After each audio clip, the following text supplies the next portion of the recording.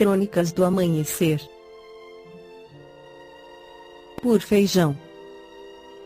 Centro Espírita Allan Kardec de Balneário Gaivota, 10 de janeiro de 2022. Porque somos programados a cooperar, mas isso nem sempre funciona. Parte 2.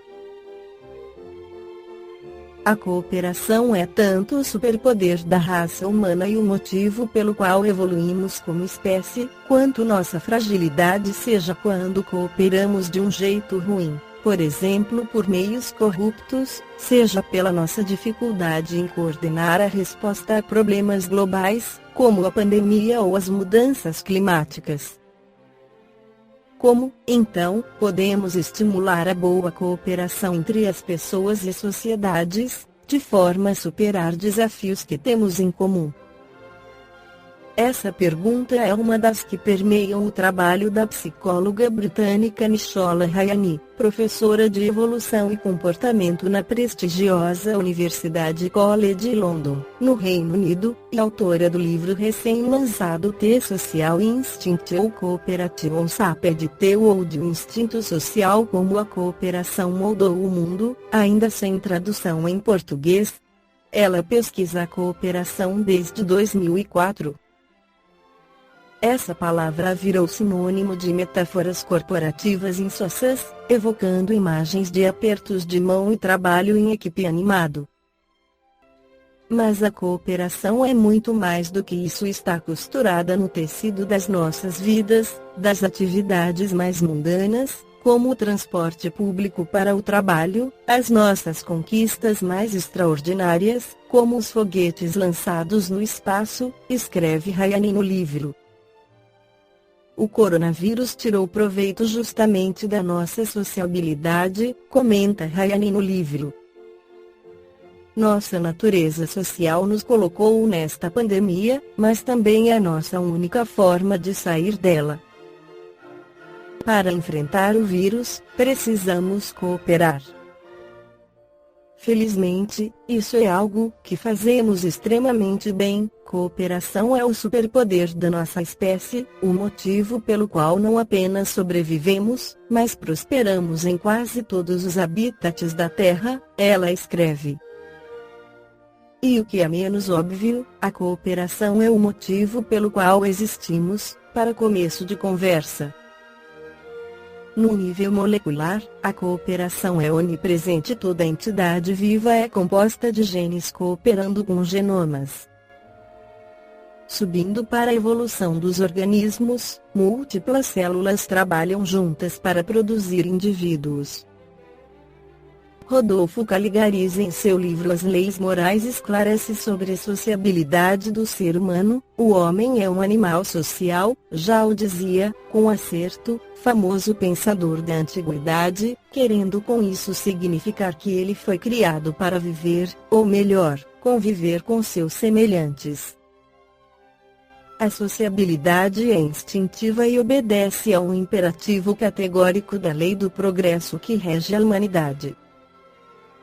É que Deus, em seus sábios desígnios, não nos fez perfeitos, fez-nos perfectíveis, assim, para atingirmos a perfeição a que estamos destinados, todos precisamos uns dos outros, pois não há como desenvolver e burilar nossas faculdades intelectuais e morais senão no convívio social, nessa permuta constante de afeições, conhecimentos e experiências, sem a qual a sorte de nosso espírito seria o embrutecimento e a estelação. Sendo o fim supremo da sociedade promover o bem-estar e a felicidade de todos os que a compõem, para que tal seja alcançado há necessidade de que cada um de nós observe certas regras de procedimento ditadas pela justiça e pela moral, abstendo-se de tudo que as possa destruir. Com efeito, a boa ordem na sociedade depende das virtudes humanas. a agudo medida que nos formos esclarecendo, tomando consciência de nossos deveres para com a nós mesmos, amor ao trabalho, senso de responsabilidade, temperança, controle emocional, etc. e para com a comunidade de que somos parte integrante, cortesia, desprendimento, generosidade, honradez, lealdade, tolerância, espírito público, etc., cumprindo-os à risca, menores e menos frequentes irão tornando os atritos e conflitos que nos afligem. Mais estável será a paz e mais deleitável a harmonia que devem reinar em seu seio. A par disso, para que a sociedade funcione e possa corresponder à sua finalidade, um outro princípio existe que precisa, também, ser observado da autoridade.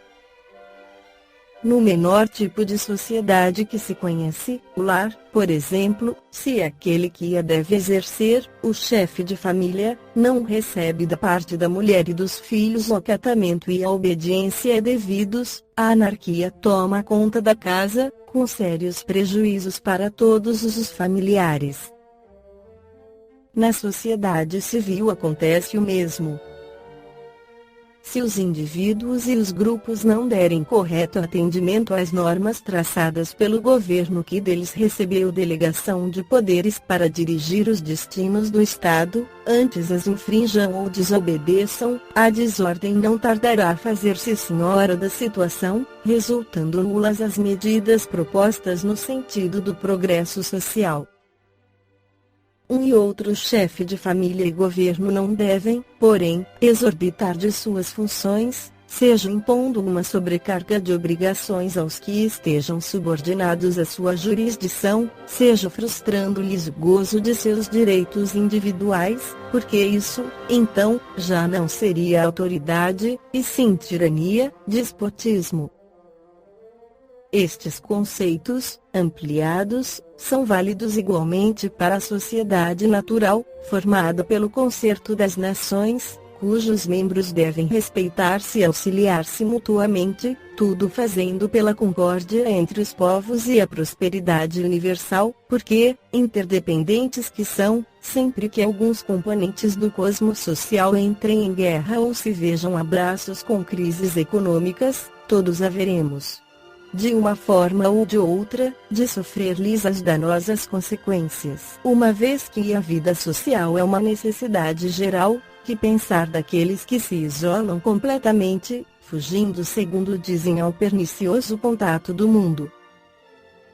Pela doutrina espírita, tal procedimento revela forte dose de egoísmo e só merece reprovação, visto que não pode agradar a Deus uma vida pela qual o homem se condena a não ser útil a ninguém.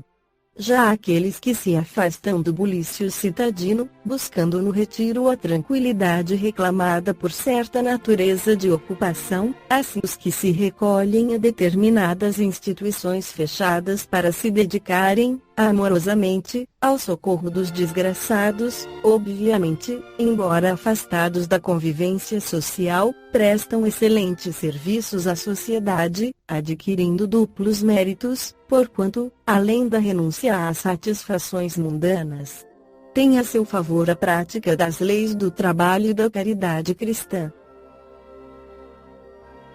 Balneário Gaivota, 10 de janeiro de 2022. Por Feijão. Centro Espírita Allan Kardec de Balneário Gaivota. Que a paz esteja com todos.